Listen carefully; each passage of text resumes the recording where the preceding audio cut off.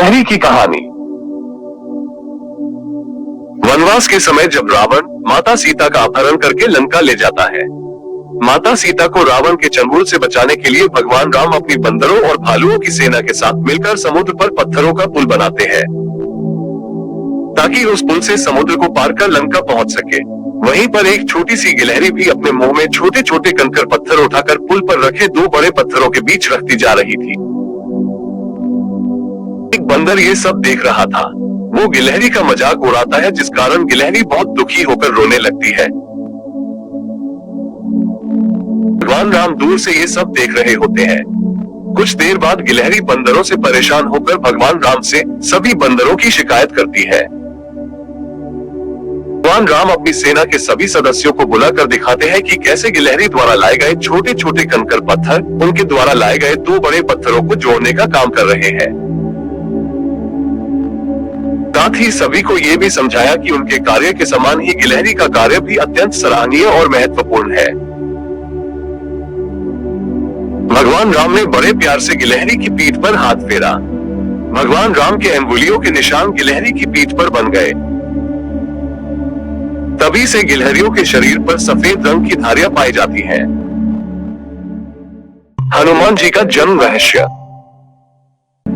एक समय सृष्टि से जल तत्व अदृश्य हो गया। सृष्टि में त्राही त्राही मच गई और जीवन का अंत होने लगा। तब ब्रह्मा जी, विष्णु जी, ऋषिगण तथा देवता मिलकर भगवान शिव जी के शरण में गए और शिव जी से प्रार्थना की और बोले, नाथों के नाथ आदिनाथ, अब इस समस्या से आप ही निपटे।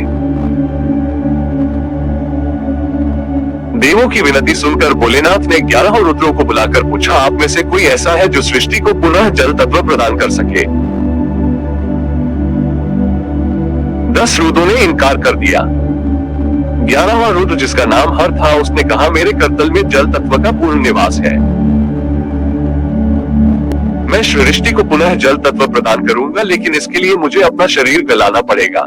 शरीर गलने के बाद इस सृष्टि से मेरा नामो निशान मिट जाएगा। तब भगवान शिव ने हर रूपी रुद्र को वरदान दिया और कहा, इस रुद्र रूपी शरीर के गलने के बाद तुम्हें नया शरीर और नया नाम प्राप्त होगा और मैं संपूर्ण रूप से तुम्हारे उस नए तन में निवास करूंगा जो सृष्टि के कल्याण हेतु होगा। हर नामक रुद्र ने अपने शरीर को गलाकर सृष्टि को जल तत्व प्रदान किया और उसी जल से एक महाबली वानर की उत्पत्ति हुई, जिसे हम हनुमान जी के नाम से जानते हैं। ये घटना सतयुग के चौथे चरण में घटी। शिव जी ने हनुमान जी को राम नाम का रसायन प्रदान किया। हनुमान जी ने राम नाम का जप प्रारंभ किया तथा त्रेता युग में अंजना और केशरी के यहाँ पुत्र रूप में अवतरित हुए।